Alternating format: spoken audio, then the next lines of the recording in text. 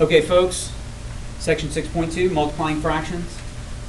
Okay, just before we get started, something that's very important that you need to know, and that is this rule. That if I have a fraction, let's just say 1 over 2 to the 5th, okay? What that means is I take the numerator and raise it to the 5th, and I take the denominator and raise it to the 5th. Okay, so anytime I have a fraction that's raised to a power, to an exponent, that means I just raise the numerator to that exponent and the denominator to that exponent. Okay? That's all that that's telling us. Now, let's look at what this is saying down here. Example number 1 says, multiply. Express each product in simplest form. Okay? Now guys, I think that the simplest way to do this, is when we're having fractions, we want to cancel first. Alright? And I can always cancel from top and bottom, never side to side. Always top and bottom. And it doesn't have to be in the same fraction, it can be diagonal. Okay? It just cannot be side to side. So now I've got all these dots here. Let me get rid of that. Okay. First thing I see is that this 2 can cancel with that 4, and now that's it. The 4 turns into a 2. The 3 cancels with the 9, turns into a 3. I've got an R here that cancels with that R.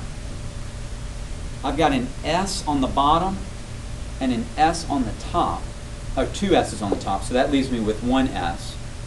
I've got a T on the bottom and then 2 T's on the top, so that leaves me with a T here. Okay? So when I multiply, I'm going to get 3, I multiply the numbers, S, T, I put them in alphabetical order, and then on the bottom all I have left is 2. Okay? Now, Miller, yes sir? The bottom right, is that 4 or S? Originally? I'm sorry, originally, bottom right was 4RS. Okay? Now, let me show you this. You could also just multiply everything. Alright, I'm going to get rid of the answer. Just multiply everything and then cancel. So 2 times 9 is 18. I don't have an R in the second one, so I just bring the R over. S squared and then T squared.